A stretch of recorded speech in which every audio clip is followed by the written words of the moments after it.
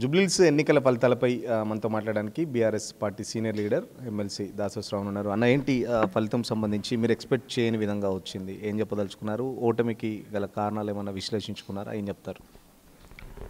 ఓటమికి కలిగిన కారణాలు నాకంటే ఎక్కువ మీకే ఎరకబ్బా. మొత్తం ఎలక్షన్స్ పోలింగ్ నాడు మొత్తం కాలు గిల్లలు కట్టుకొని అన్ని బూతులు తిరిగినాను.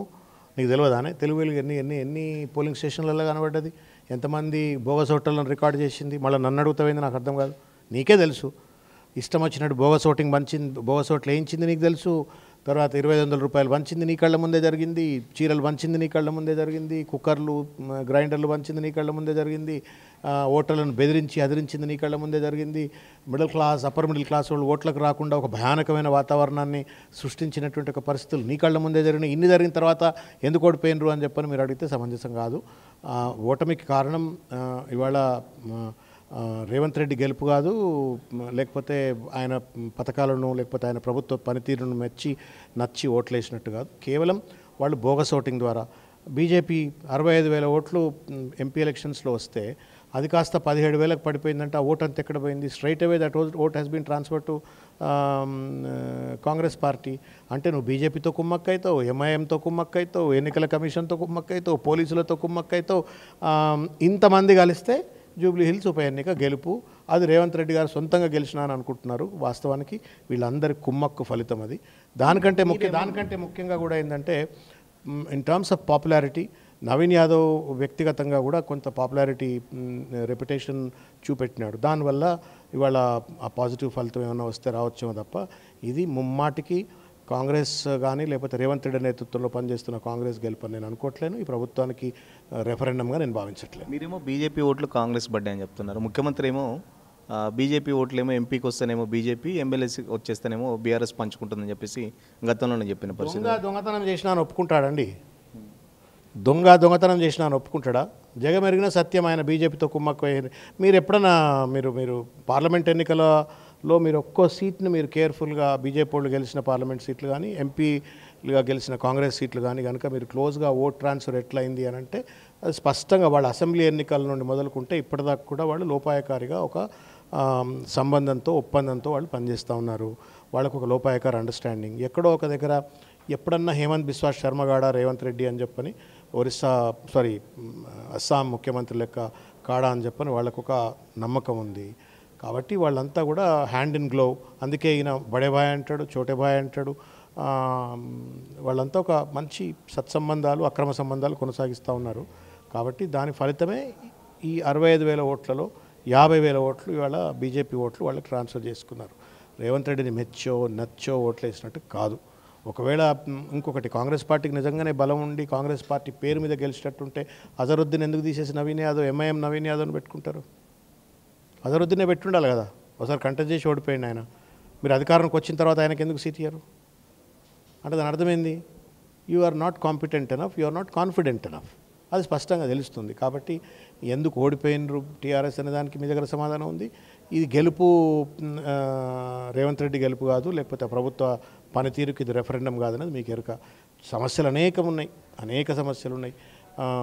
సివిక్ సిస్టమ్స్ ఫెయిల్యూర్ కావచ్చు, గ్లోబల్ బ్రాండ్ హైదరాబాద్ను గార్బేజ్ హైదరాబాద్గా మార్చిన పరిస్థితులు కావచ్చు, ఆర్థికంగా కుదేలైనటువంటి ఒక స్థితిగతులు తెలంగాణ వ్యాప్తంగా ఉన్నది కావచ్చు, లేకపోతే దాష్టికాలన్నీ అనేక మోసాలు, కుట్రలు, కుతంత్రాలు, రియల్ ఎస్టేట్ రంగం సర్వనాశనం అయిపోయింది, హైడ్రా పేరు మీద విధ్వంసాలు, లేకపోతే ఇవన్నీ కూడా ఉన్నాయి. కాబట్టి ప్రజలు విసిగి బేజారున్నారు. కాకపోతే టైం కోసం చూసినారు, కానీ వాళ్ళ డబ్బు పనిచేసింది, వాళ్ళ బోగస్ ఓటు పనిచేసింది.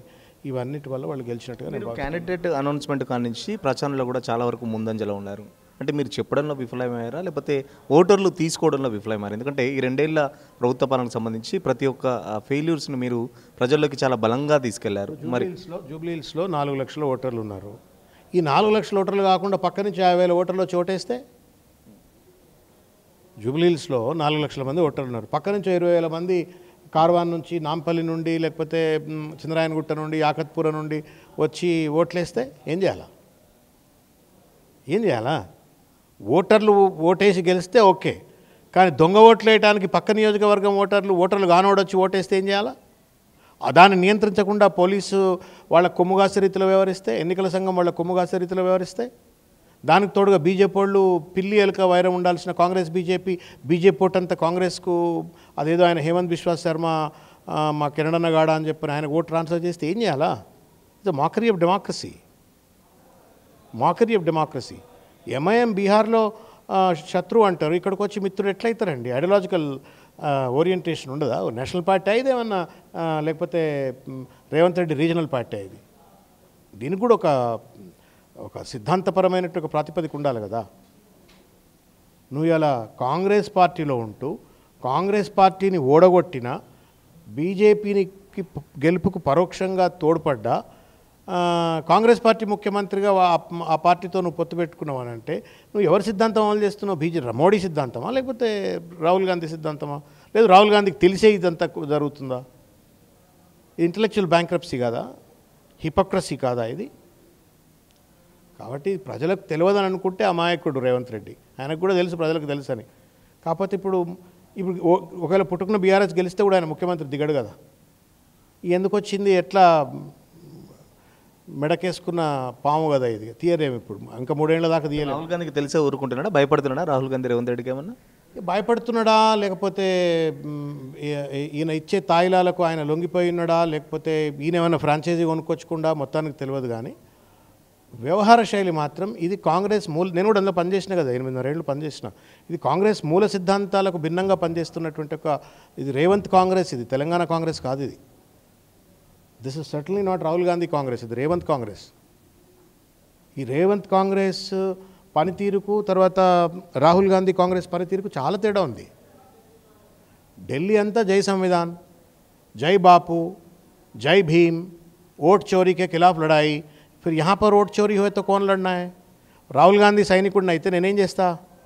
నేను రాహుల్ గాంధీ సైనికుడిని అయితే ఓట్ చోరీకి వ్యతిరేకంగా నేను కూడా కొట్లాడితే నేను ఓట్ చోరీకి పాల్పడను.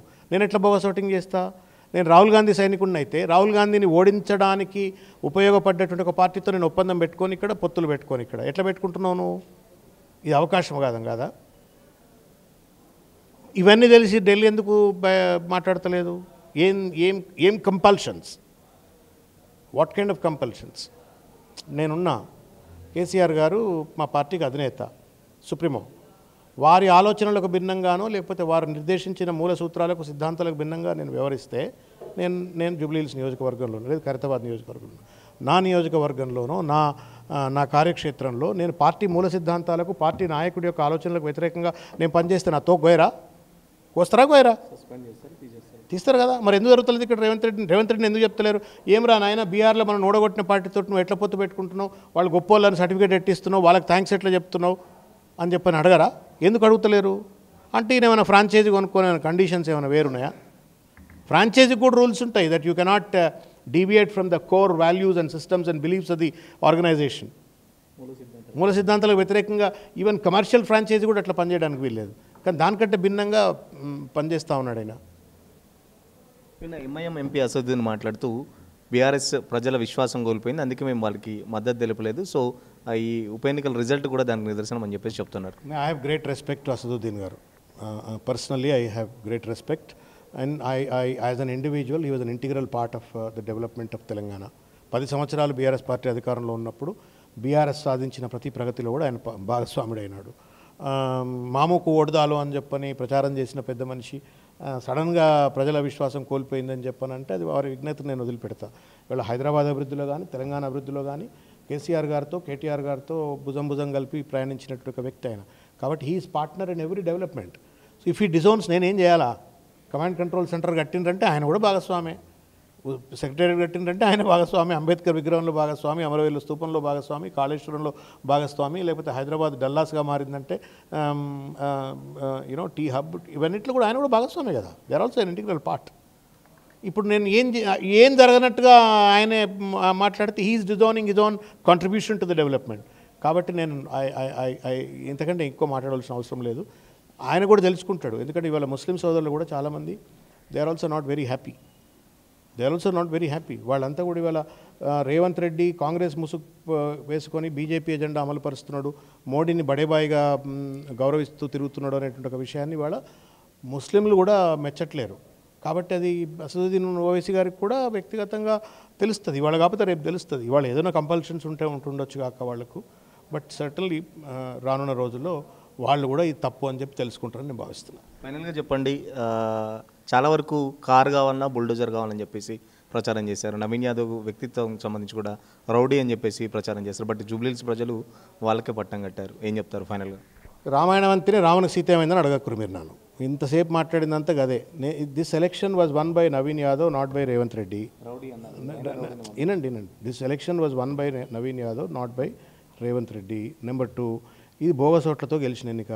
ఇది ఎంఐఎంతో కుమ్మక్కై గెలిచిన ఎన్నిక, బీజేపీతో కుమ్మక్కై గెలిచిన ఎన్నిక, పోలీసులను అడ్డం పెట్టుకొని గెలిచిన ఎన్నిక. తర్వాత ఎలక్షన్ కమిషన్ను జేబు సంస్థగా మార్చుకొని గెలిచిన ఎన్నిక. 200 కోట్ల రూపాయలతో గెలిచిన ఎన్నిక, 15 మంత్రులు తిరిగితే గెలిచిన ఎన్నిక, 60 ఎమ్మెల్యేలు తిరిగితే గెలిచిన ఎన్నిక, మొత్తం 10 మంది ఎంపీలు తిరిగితే ఎన్నిక. ఇది మొత్తం వెరచి అధికార దుర్వినియోగ ఫలితంగా గెలిచిన ఎన్నిక. కాబట్టి అది వాళ్ళ విఘ్నతకు వదిలిపెడతాం. But I wish all the best Naveen Yadav.